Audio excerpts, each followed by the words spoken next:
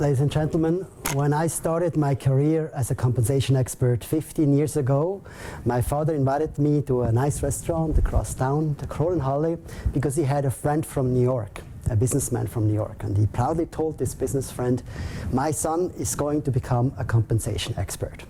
So this friend from New York was a shrewd businessman. He was in something you would today call digital media. At that time it was analog.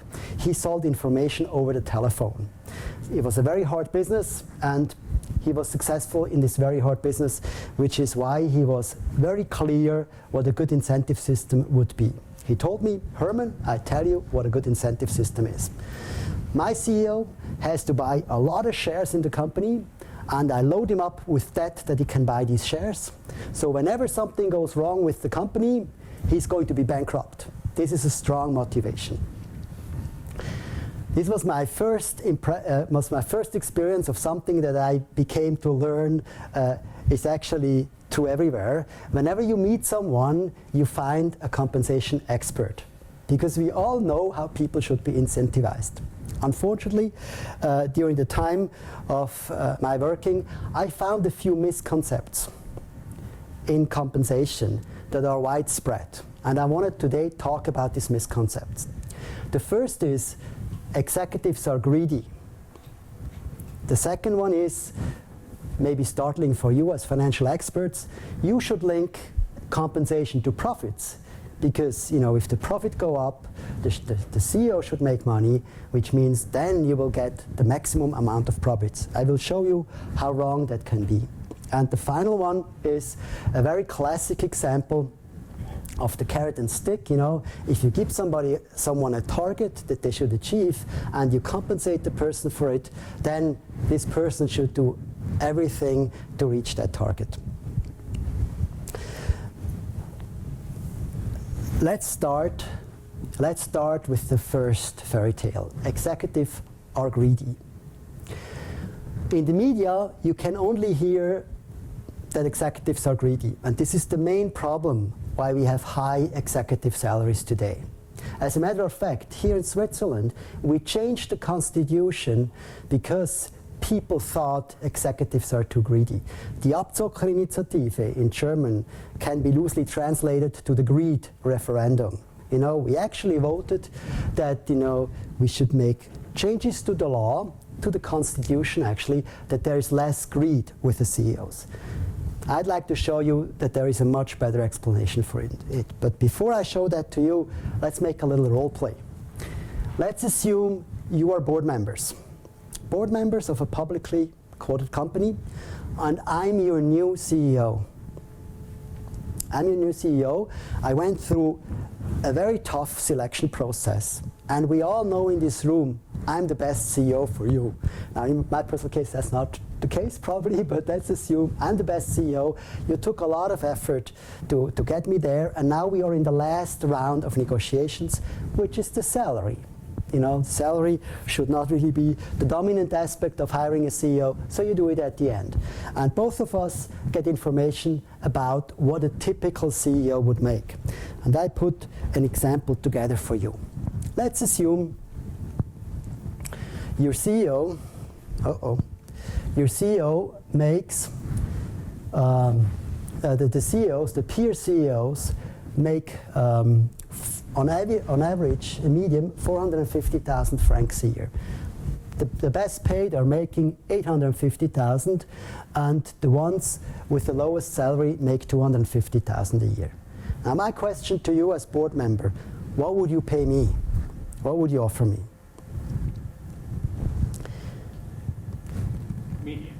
Medium.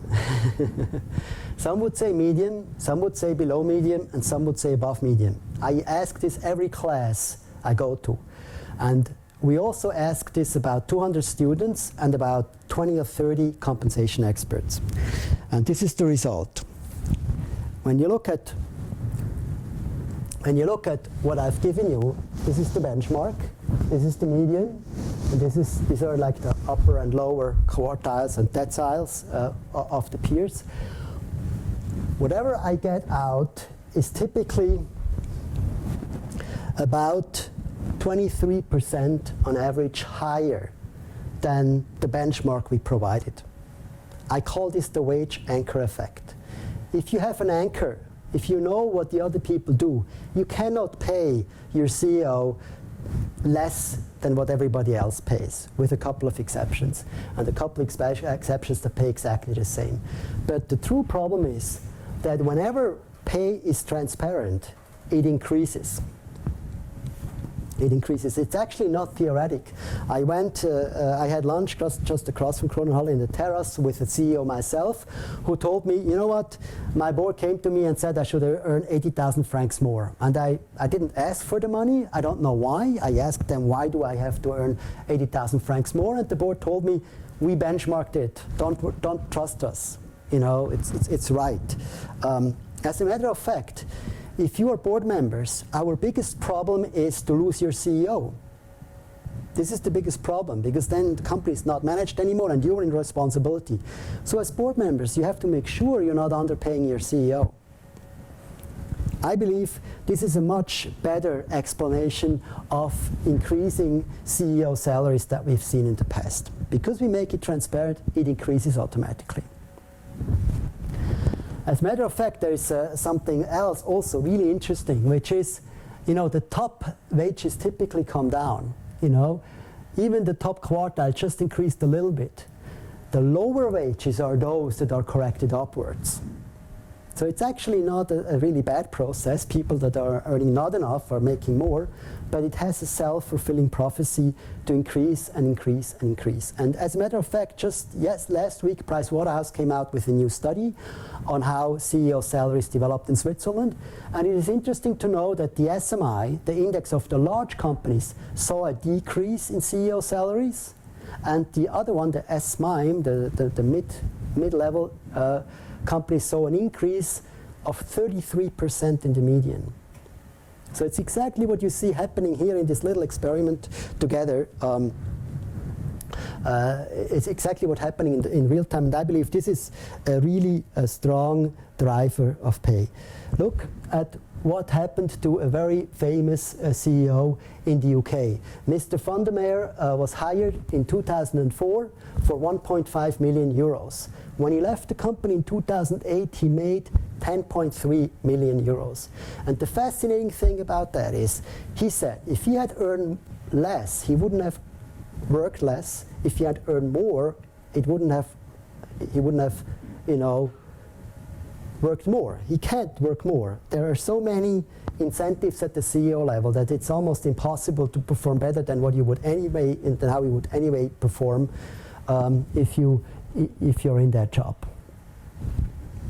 And funny enough, in 2002, the UK started to require disclosure of CEO pay. So he started at the time when salaries were still reasonably high, you know, good salaries for CEOs, but then the UK required disclosure of CEO pay, and from then on it decreased dramatically. More than, you know, doubled in the first year, almost doubled in the second year, and so on. But there is also a second driver. There's a second driver of high CEO pay. Let me give you an example of this.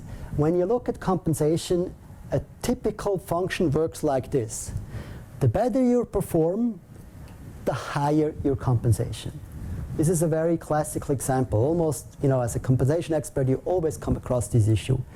And let's make a little play here too. Let's assume your performance metric is revenue growth. I pick revenue growth not because I think it's the most important performance metric, but because it's one that is easily to imagine, to imagine.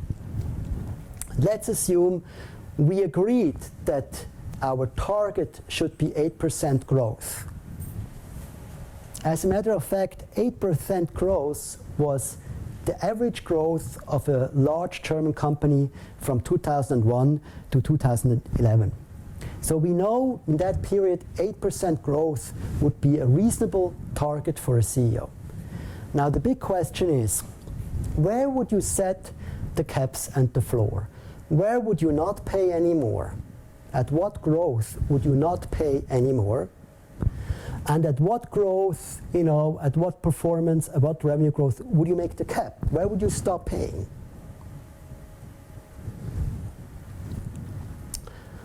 typically, when I ask students, and I again did that for hundreds of students, when I ask them, I also do it for board members, by the way, in a board education, when I ask them, you know, where they would set the floor, they typically set it around 0 to 4 to maybe 6%, and the median is 4% typically.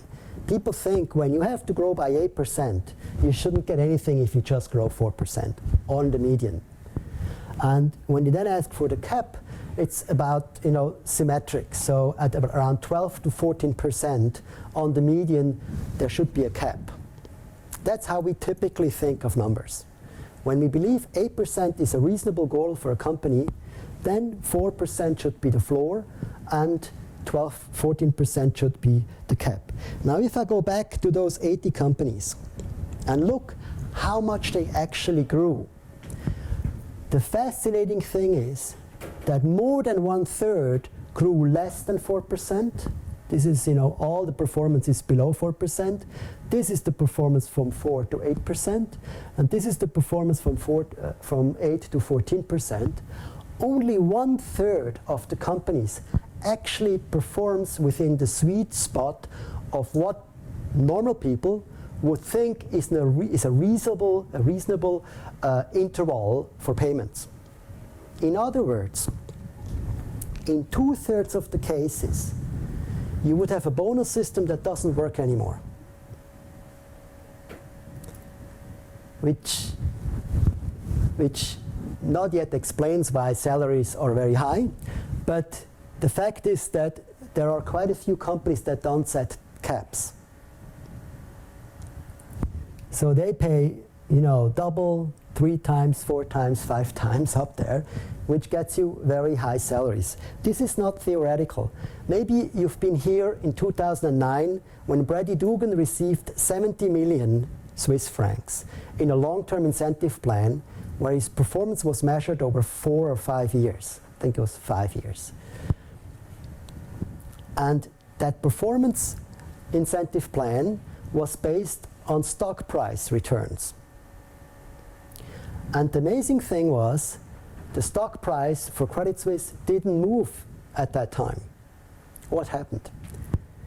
Credit Suisse thought they're especially responsible by only paying for outperformance of the peers. So if you go back to, you know, stock prices, they also move by about, or have a return of about 80% per year. So you could imagine when they assumed when the stock price, you know, grows like everybody else, it's going to be around 8% per year. So maybe at, you know, 16% or 8% above the median, we may pay a good bonus. At 16% above peers, we can pay a significant bonus. At 50% more than, you know, 50% better than peers, and I think one of those peers must have been UBS in Switzerland. There are only a couple that they used. If you grow by 50% more than UBS, you really deserve an incredibly high bonus. Everybody would assume that is normal. Everybody, you know, including me, because we all have a very bad grasp of financial numbers and what can happen to that. Then let's look at what actually happened to the stock prices. This is the stock price of Credit Suisse, which was roughly there where it started at the beginning of the long-term incentive plan. And this is the stock price of one of the peers, UBS. Even though the stock price didn't move, the outperformance of Credit Suisse over UBS in 2009, when the long-term incentive plan actually vested, was over 180%. Something you could never imagine. I believe this is a much stronger reason for the high salaries that we see today. And when we come back to the questions at the beginning, maybe CEOs are a little bit greedy. But is it a good explanation for the high salaries we see? I believe not. I think the explanations that it's transparency of their pay and leverage in the pay are much stronger drivers of high CEO pay that you see today. And this. But don't you think they're playing that game? They're taking advantage of it. You have reasons why it's going on, which makes sense. But they know these reasons and they take advantage of these reasons. Even if I don't assume that they take advantage of the reasons, and when you talk to CEOs, you realize these are actually not important questions for them. When they take over a new job, they're worried that they're going to go, belly up, or that they are not going to perform like their predecessor. And these questions are so much more important than salary for most of the CEOs that they could never explain why CEOs, on average, CEO pay on average increases by 33%. On the other hand, the reasons I showed you are perfectly, are things that are happening, and they're perfectly capable of explaining the high pay. If pay increases by an average of 23% every year, because it's transparent, if that phenomena actually holds true, that explains already quite a bit of the salary increase we saw. But the survey, which kind of represents what the board would take, I would have been curious what the CEO offered. You said you're showing what the board's willing to pay. I would like to know what the CEO demands, what he puts on the table. Well, the typical CEO, doesn't really make a demand. He says, let's see what the other earn. I just want to see what the other earn. And then we're sitting across from each other. Would we agree on a below average salary? It's very unlikely, It's very unlikely that reasonable people who believe they're good performers, they're right for the job, agree on a below average salary. It's very unlikely. But it's really important to know this, because the Minderinitiative, the greed referendum, assumed that executives are greedy. It addresses the wrong problem. ISS, one of the largest shareholder advisors, says that they are looking extremely exact on performance criteria.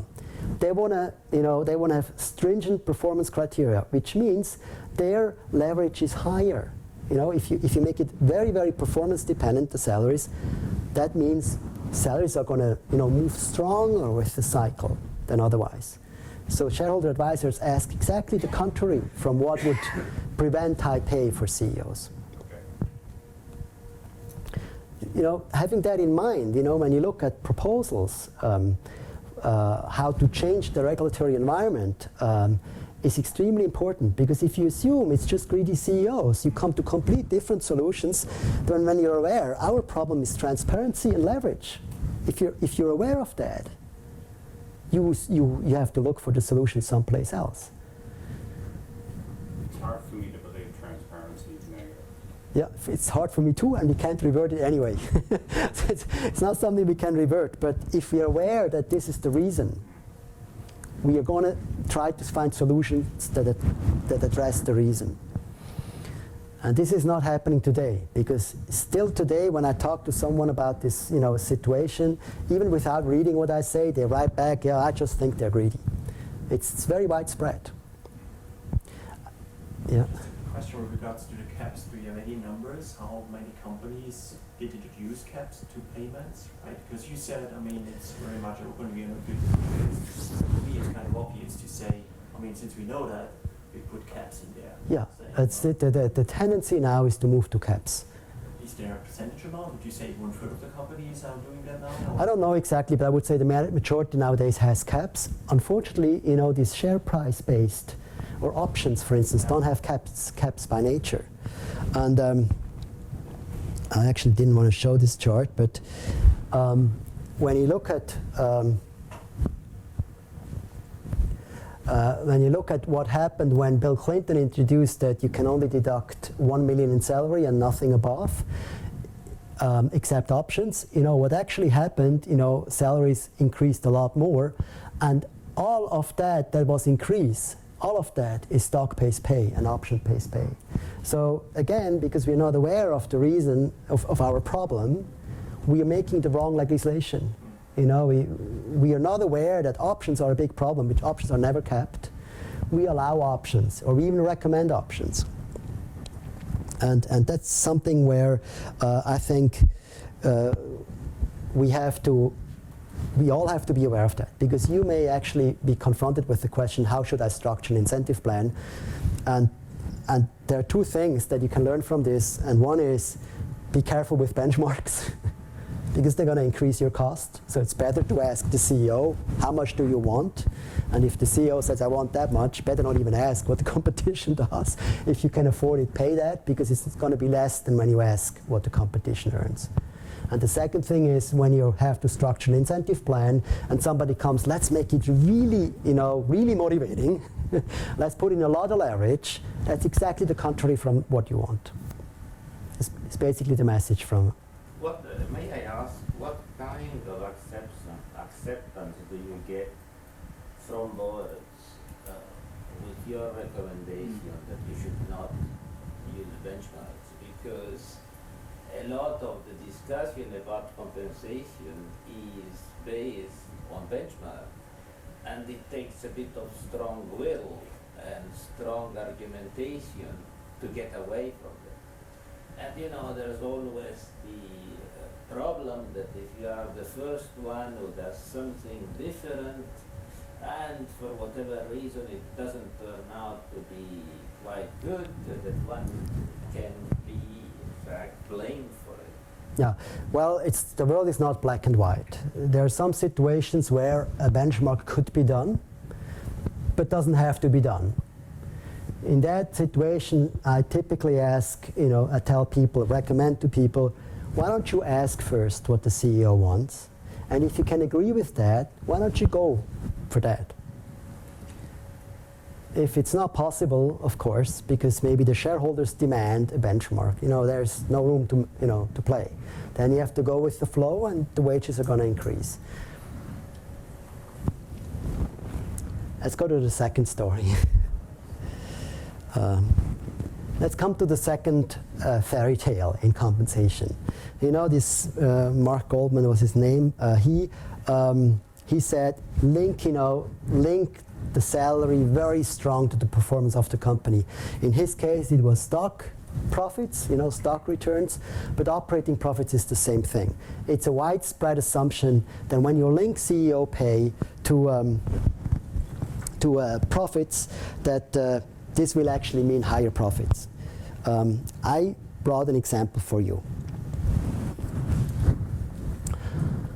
What you see here is sales, EBIT, and a company with 6 years. I can only see 5 of the 6 years because it's cut off from the projector. Now my question to you is, what do you think is the best year for this company? Look, you just have 2 numbers, just sales, just profits. What do you think is the best year?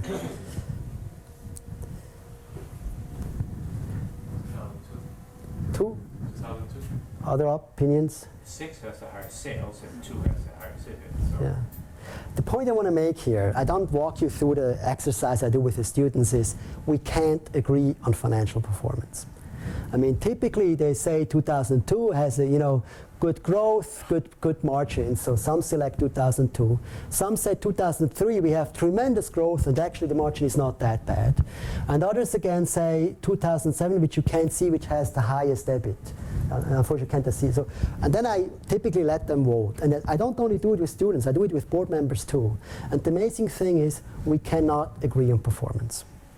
I typically move then to the next question and ask, which one, it's the same numbers, is the most valuable company? And then they always pick the one with the highest EBIT. And then I tell them, okay, when EBIT is the most important number, we should look at growth of EBIT.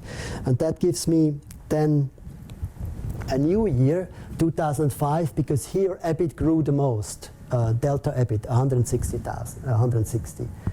So we have 3 or 4 years out of 6 years that people cannot agree on which one is the best year. And that's a huge problem in compensation. If you can't agree on the performance metric, if you can't agree that a certain performance metric explains the whole situation, then you can't pay a bonus on it.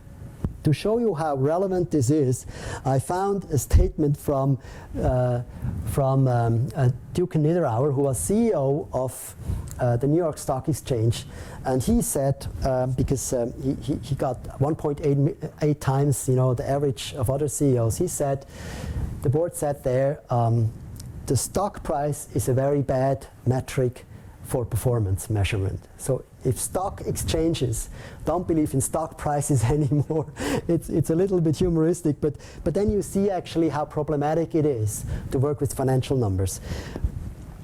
The more important thing, though, is a couple of examples.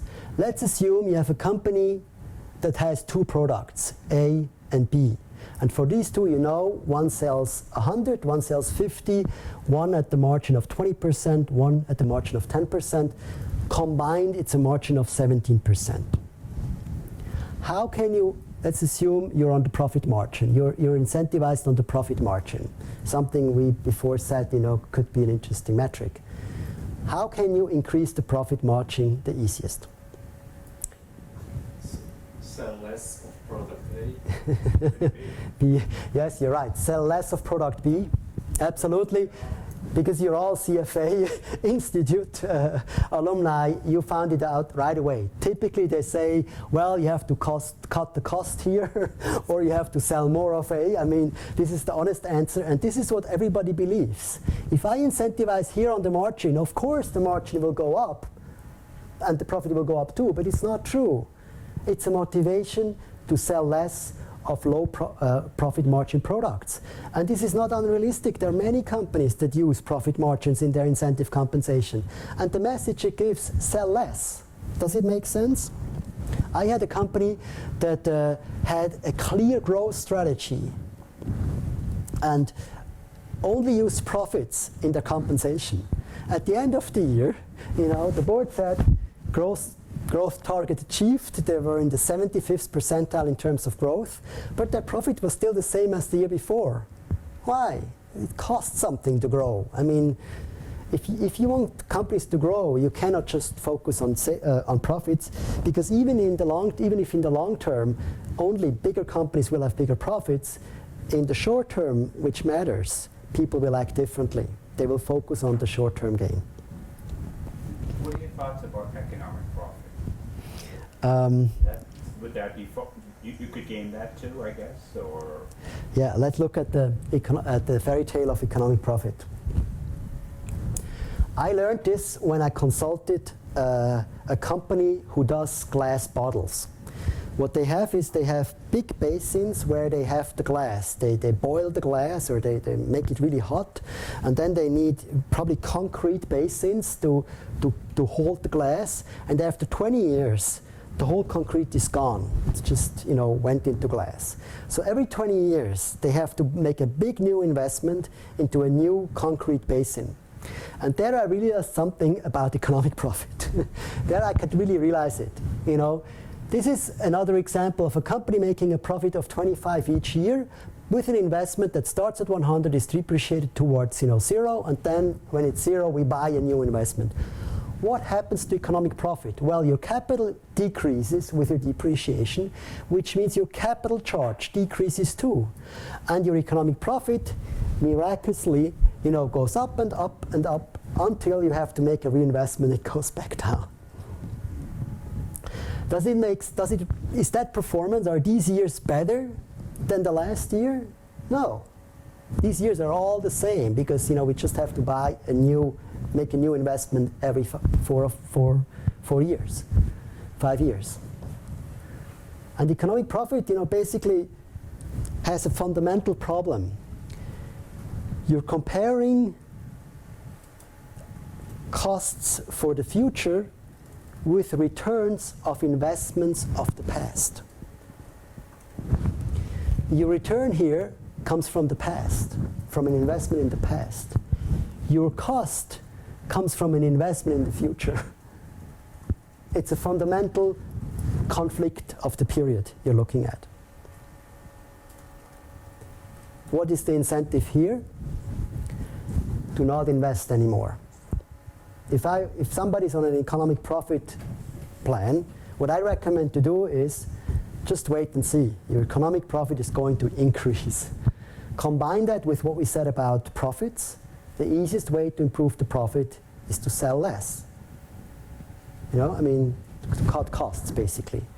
So using only profit-based metrics, which is really fashionable. A lot of people say it should only be profits. That's the only thing that counts for us.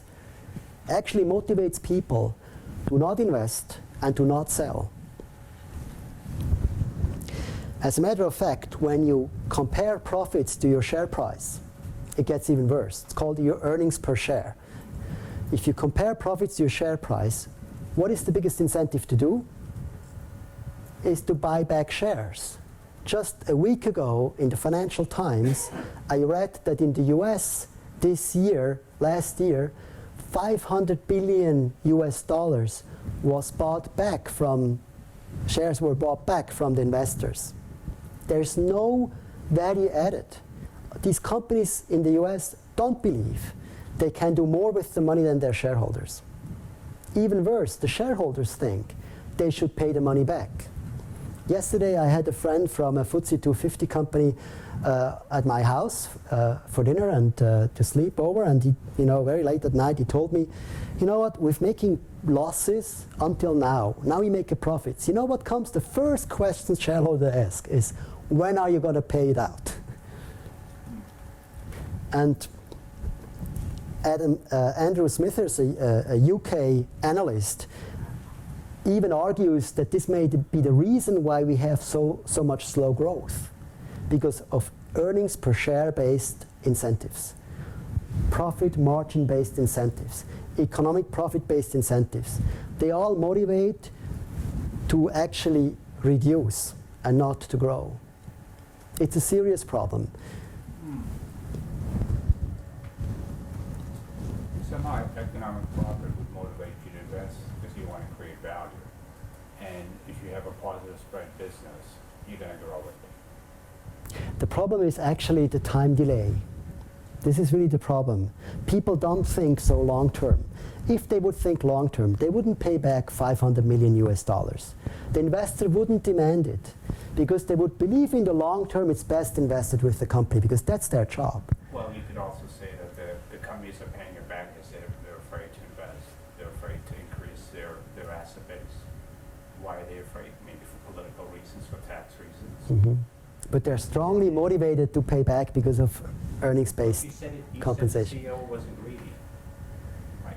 Yeah, but still, I said you don't have to be greedy to be rational. It doesn't, I mean... No, I disagree. I think if he's paying it back, he's being greedy because he's being short-sighted. No, I don't think so. Now, greed is for me kind of maximize my profit. Well, that's what he's doing by buying back shares. No, that's what the shareholders want from him. It's a rational thing to do. When shareholders want more profit... No, everybody knows if you have a positive spread business and you can grow, it's great for the share price. That's just... It's very idealistic. That's my belief. It's very idealistic. I think when you want companies to grow, you have to incentivize them on growth. And hardly anybody does that. So when I conclude basically, this fairy tale, I think the most important part is that it's very hard to agree on financial performance. Never limit it just to profits, and always think about growth whenever you make an incentive, because growth is something where there's a short-term incentive to invest and grow. I really think it's a strong disincentive. But is the answer not that you should really be looking into what type of financial metric you should be using for the specific company? I think your example, this company with the concrete base, etc. There, you can manipulate indeed, and as you said, you can manipulate a certain metric. But if the board clearly outlines what the target for the CEO is to grow the company, then you measure it on sales growth, for example. But of course, you cannot just do that without ignoring the profit margin. But if you set the right metrics that the board wants the company to achieve, then you can still use financial measures, no? Let's come to the... You put thought in it. I agree with you. You shouldn't just say profit or whatever, but if you put thought in it as a board to say, these are the metrics that I want the company to achieve, because that's good for the company in the long run, you can still use financial measures to incentivate them. Just keep in mind that we will never agree on the financial performance. Even if you make up your mind what the right metrics are, at the end of the day, there won't be agreement that achieving these metrics has actually been a good performance. So why is that? We can't agree on performance. There's so many aspects on it. No, but I mean, in a single company board, maybe the whole society can't agree on what is the best for company A, for company B. The board of company A hopefully can sit down together, and I'm not saying this is something for 10 minutes, but if they really go for it and say, what do we really want for the company? First, what do we want the company to do? Grow profits, to be stable, to do whatever, global penetration. Then you measure what you want, then you put down the goals, and then you say, okay, how are we going to measure those goals? And again, you need to put thought in this, but hopefully the board can between themselves and the board and the CEO can agree on what the targets are. Well, the situation is I experience in any group that I, put together, that there's not an agreement on performance. Never. There's always several different years that people think are the best years. Probably, and that's maybe a little bit, a difficult message for you, that financials are not sufficient to assess performance of a company.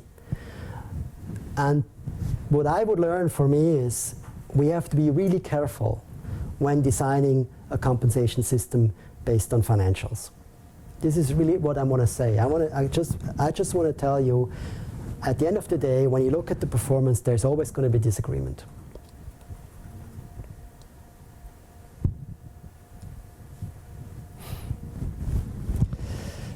It's difficult to be convincing. Yeah, I've never experienced another situation. There were always other opinions. And if you add more numbers to look at, there's not more agreement. It's complicated. It gets just more complicated. I think what we probably have to learn again is to be more suspicious of numbers when it comes to incentive compensation. I'm not saying you don't have to look at the numbers. They tell a lot. But linking compensation to financial numbers is extremely dangerous, and the recommendation is use several metrics. That kind of mitigates the problem up to a certain degree, and use less leverage. And let's go afterwards to the targets that you just spoke about, because this is my third story. We believe when we set a target for a CEO or for a person, and we link a bonus to that this person is going to reach that target. Is more likely going to reach that target. I think executives should have targets, but they should not be rewarded for reaching their targets. Very fine difference. Targets are important, we know that, but incentivizing on targets is extremely dangerous. I brought you an example too. I've been using that for a while. I already did it in 2009 actually. I have 3 companies here where I show the historic profit. Keep it simple, just look at the profit. We have to look at every metric individually. Where would you set the target? Gildemeister is a machine manufacturer that grew the profit reasonably well over time, is at a certain point. Novartis had a difficult year 2007, had a big recovery in 2008, and Raiffeisen, of course, as a bank, was hit hard in 2008 from the financial crisis. Where would you set the target? There are many, many different targets you can set. Let's just take a few. Let's assume Gildemeister will say, we are happy with this high level that we have achieved. Let's just stay there.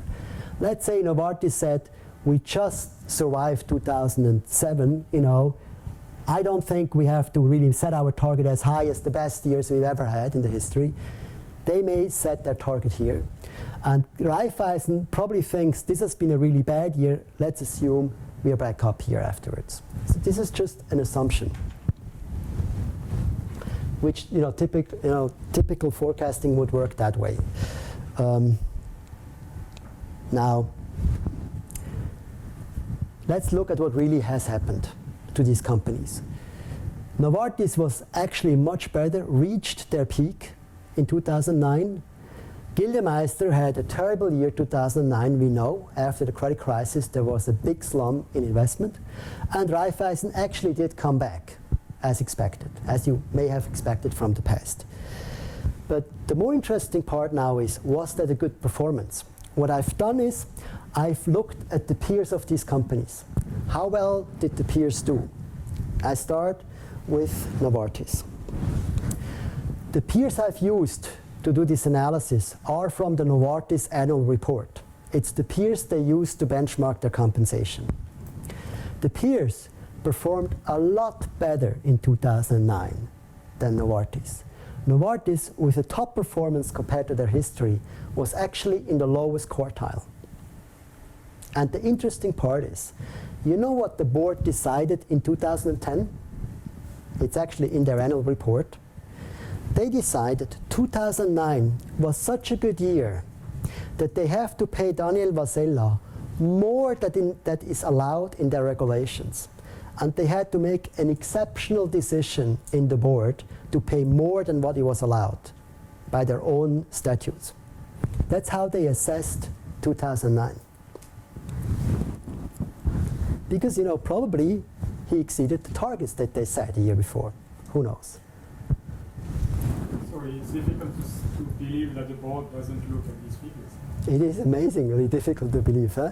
I'm amazed. I'm really amazed that they don't look at that. Maybe the other here. No, they don't do. You know, the situation where people don't look at these numbers, they don't want to know the truth. They have invested a lot of time setting the target. They have achieved the target. And when you look at their annual report, it actually says we achieved the targets that we set ourselves. And this is much more important than what anybody else does, because it could taint their picture.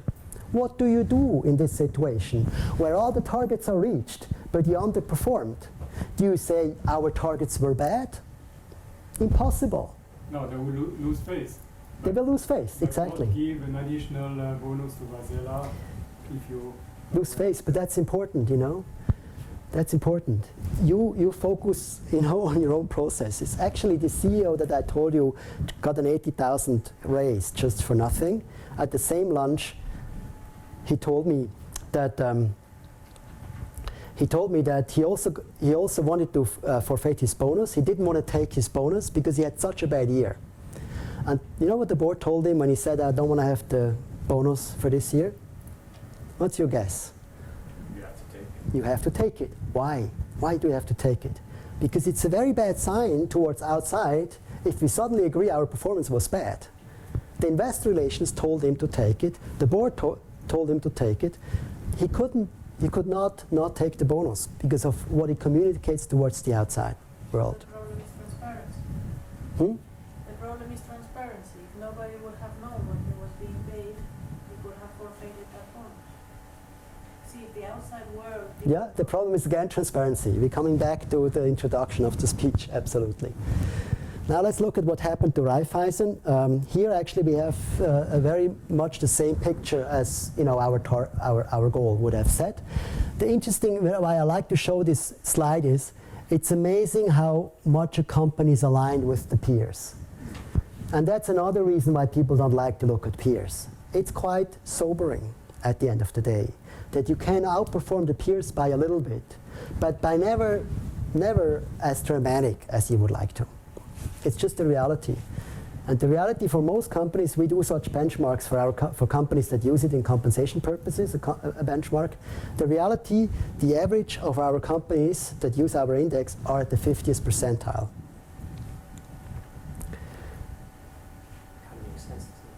Kind of makes sense and makes you think, why should we want to reward a CEO for reaching a target?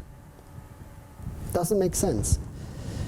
Even worse, if you look at Gildemeister had a terrible year, but they outperformed their peers.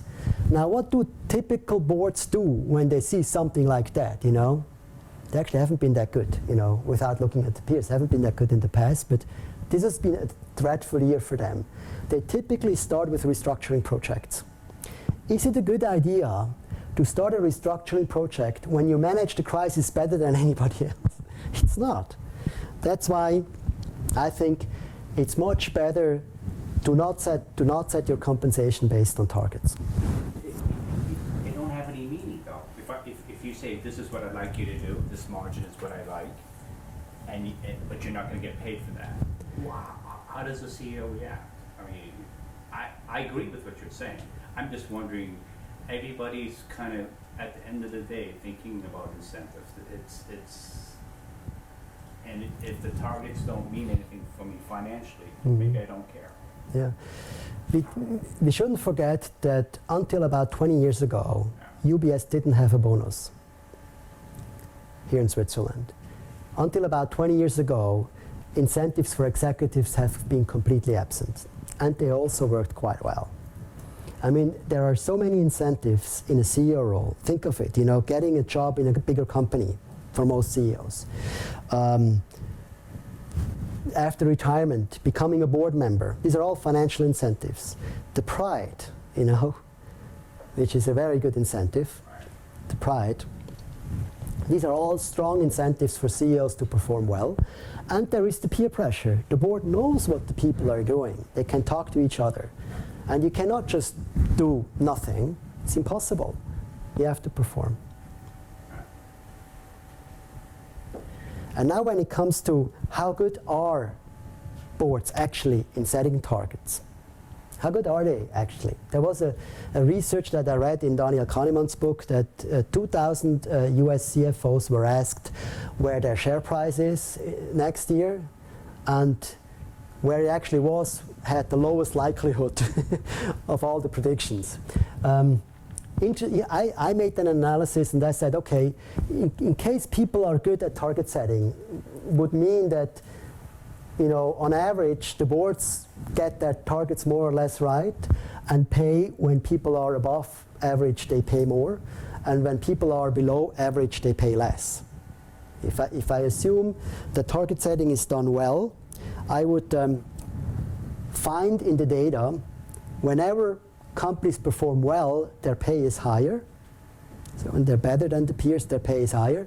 Whenever companies perform worse than their peers, the pay is lower, because the target setting was done so well that you knew what was possible for that company. And I analyzed the payments of the CEOs and compared it to their relative performance against their peers. Can you follow me? I used, how much they have received and how well they performed relative to their peers. So this would now be an outperformance bonus. Raiffeisen would have an average bonus, and Novartis would have received the below average bonus if the target setting were right. And this is what I found out. In the US, if you look at performance here, how many peers did I outperform?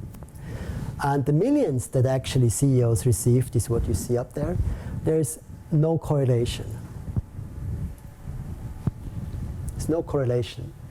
So any targets that were set in the US, even what you don't see here, it's over a period of 3 years.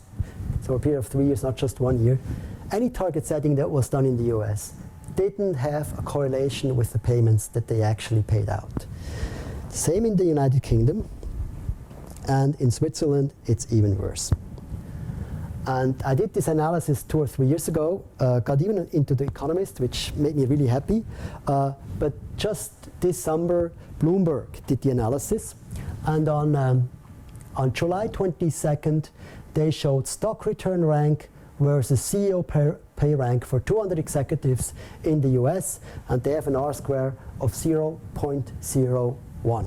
My conclusion is, targets are outdated the minute you set them. You should not use targets for incentive purposes.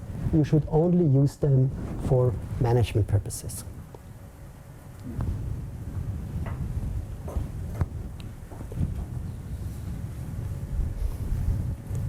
It's already 1:10. I come to the last slide. Compensation without fairy tales. Don't blame the executives for the problem of executive pay. Find the solution with the regulators and the shareholder value enthusiasts who still ask for more transparency and more leverage pay. Be very careful with any profit-based metric.